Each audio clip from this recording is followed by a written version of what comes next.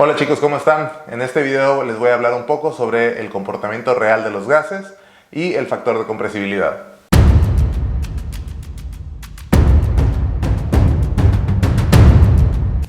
Los gases reales se comportan de manera distinta a lo que marca la ley de gases ideales, y esto es debido a que las moléculas que conforman el gas interactúan entre sí.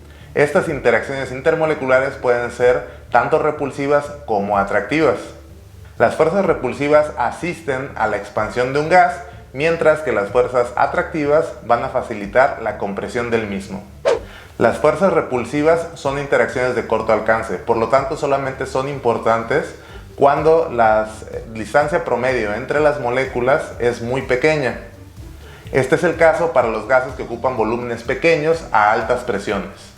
Por otra parte, las interacciones atractivas son de mayor alcance, por lo que son importantes incluso cuando las moléculas que conforman el gas no están tan cerca como para estar a punto de tocarse entre sí. Este tipo de interacciones también son importantes cuando la temperatura es tan baja que las moléculas que conforman el gas se mueven de una manera tan lenta que las interacciones entre ellas pueden incluso afectar su movimiento. Es decir, que la energía cinética no es lo suficientemente grande para que pueda despreciar la atracción de las interacciones intermoleculares. De manera general, podemos pensar que los gases que se encuentran en volúmenes grandes a presiones bajas se comportan de manera ideal, ya que sus moléculas se encuentran lo suficientemente separadas para que las interacciones intermoleculares no afecten su comportamiento macroscópico. A presiones moderadas, las interacciones atractivas son dominantes por sobre las repulsivas, así que van a facilitar la compresión de los gases. Cuando se alcanzan presiones altas, las interacciones repulsivas van a tener un mayor impacto en el comportamiento del gas y se espera que este sea menos compresible, ya que las repulsiones intermoleculares de molécula a molécula pues van a evitar que este se comprima. Para facilitar la comprensión de todo esto, se introdujo el factor de compresibilidad Z.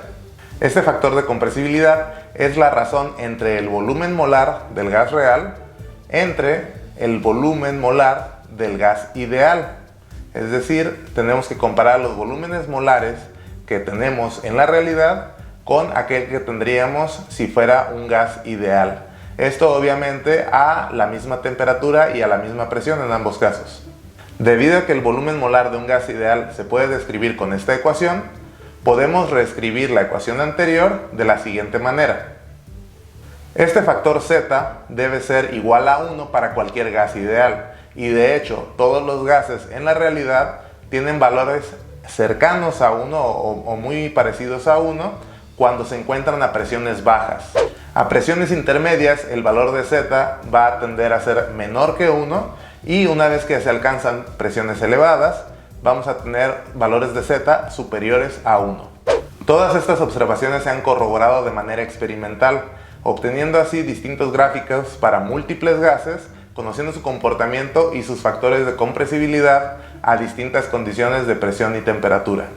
Afortunadamente, para no tener que utilizar una gráfica de factor de compresibilidad distinta para cada gas, se observó que todos ellos tenían comportamientos cualitativamente similares y que modificando las coordenadas de los gráficos, múltiples curvas para distintos gases ajustaban bastante bien, es decir, que coincidían entre sí.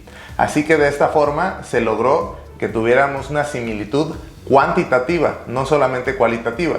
Así fue como se obtuvo la gráfica general del factor de compresibilidad. En esta gráfica se encuentran los valores adimensionales del factor de compresibilidad, así como la presión reducida y la temperatura reducida, las cuales se definen de la siguiente manera. La gráfica también incluye otra variable adimensional, que es el volumen molar pseudo reducido, que también aquí lo podemos ver cómo se define. En la definición de todos estos valores adimensionales podemos observar que tenemos una T subíndice C y una P subíndice C. Estas son la temperatura y la presión crítica. Estos son valores empíricos específicos para cada gas, ya que dependen del punto crítico del líquido vapor que hay en cada sustancia.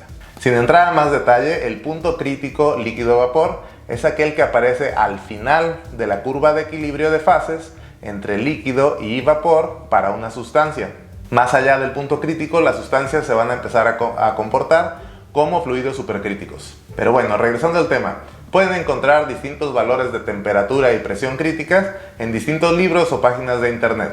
Por último, vamos a revisar un ejemplo en donde utilizamos la gráfica general del factor de compresibilidad para que aprendan a manejarla.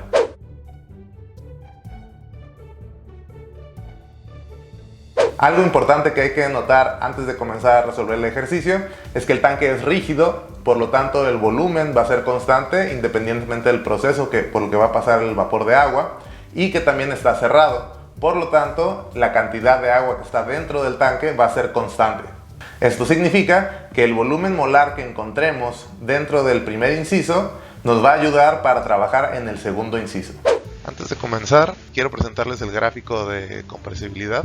Está compuesto en el eje de las X por la presión reducida, tenemos en el eje de las Y el factor de compresibilidad, y dentro del gráfico tenemos isotermas de color continuo que representan la temperatura reducida, y como líneas punteadas tenemos el volumen molar pseudo reducido. Para el caso particular de nuestro ejercicio tenemos una presión reducida 1 o una presión reducida inicial de 0.91, por lo tanto la voy a ubicar en el eje de las X y voy a trazar una línea que me va a atravesar todo el gráfico hasta encontrar este sitio. ¿Por qué este sitio? Porque recuerden que tenemos una temperatura reducida inicial de 1.23.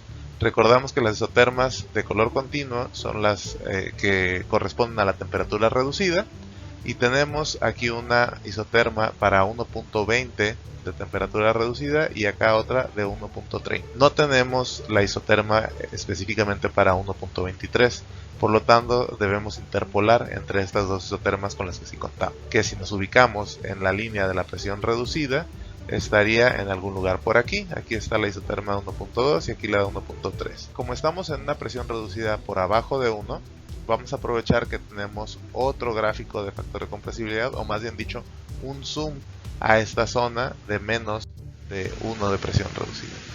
Aquí estamos en el gráfico de factor de compresibilidad para valores de presión reducida desde 0 hasta 1. También contamos aquí con un super zoom si queremos la región más amontonada que tenemos aquí, las isotermas apelmazadas.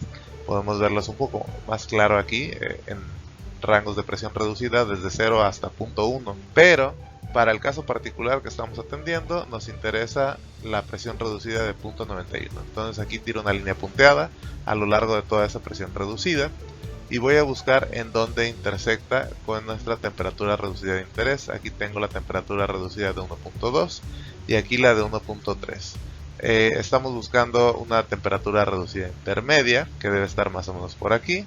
Por lo tanto voy a trazar otra línea punteada, ahora horizontal, hasta intersectar con el valor de Y, que sería mi valor de factor de compresibilidad, que en este caso corresponde con una Z de 0.83. A partir de los dos valores que conocíamos del estado inicial, una presión reducida y una temperatura reducida, encontramos la intersección para ubicar el punto de operación y de ahí podemos encontrar los demás datos. Y ahora sí podemos recordar que el volumen molar es igual a Z por R por T entre P. A la hora que ponemos los datos con los que ya contamos, tenemos 0.83 por 8.314 pascal por metro cúbico entre mol Kelvin por 793.15 Kelvin.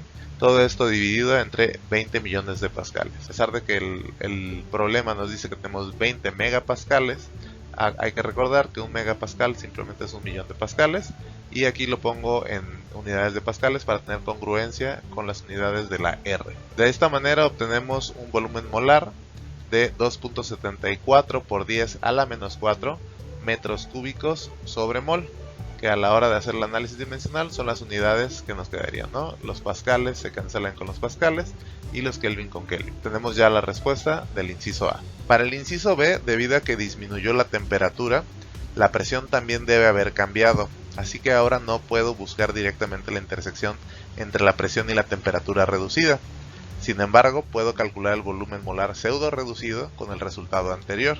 Tenemos 2.74 por 10 a la menos 4 metros cúbicos por mol como nuestro volumen molar.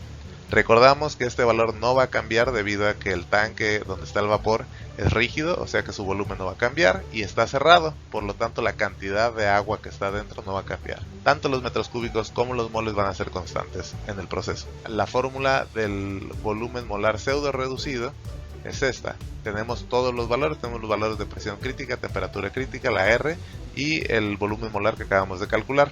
Por lo tanto, solamente sustituimos valores, 2.74 por 10 a la menos 4 metros cúbicos entre mol, por 22.060.000 pascales de presión crítica, entre 8.314 pascal por metro cúbico entre mol Kelvin y 647.096 Kelvin de temperatura crítica, que en total nos da un resultado adimensional de 1.12 como nuestro volumen molar pseudo reducido. La temperatura reducida del estado 2 o después de que sucede el proceso es de 673.15 Kelvin, que es el equivalente a los 400 grados Celsius que nos indica el problema, entre los 647.096 Kelvin de la temperatura crítica del vapor de agua. Esto nos da como resultado una temperatura reducida de 1.04. Con estos valores reducidos vamos a poder ubicar nuestro punto de operación nuevamente en el gráfico de factor de compresibilidad.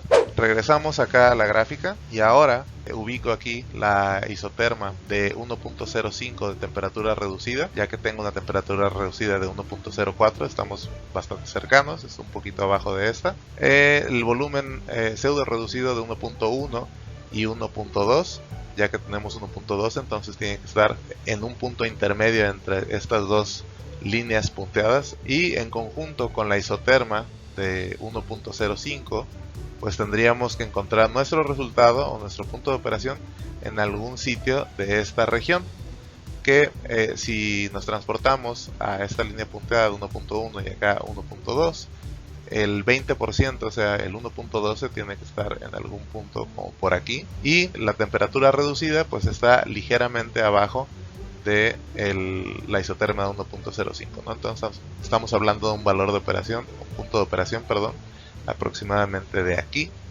que si trazo una línea hacia abajo voy a encontrar una presión reducida correspondiente a este punto de operación de 0.69. Entonces con esta presión reducida vamos a recordar que es igual a la presión de operación entre la presión crítica. Despejamos la presión para tener que es igual a la presión reducida por la presión crítica, y con los valores de 0.69 por 22.06 megapascales encontramos que la presión del estado 2 o del estado final después de que el vapor de agua sufre ese enfriamiento será de 15.22 megapascales. Espero hayan disfrutado el video y les sea de gran utilidad al momento de que trabajen con ejercicios del factor de compresibilidad. Si tienen cualquier duda, pregunta o comentario, pueden hacérmelo llegar por aquí o por cualquier otro medio de comunicación que ustedes prefieran. Que tengan un excelente día.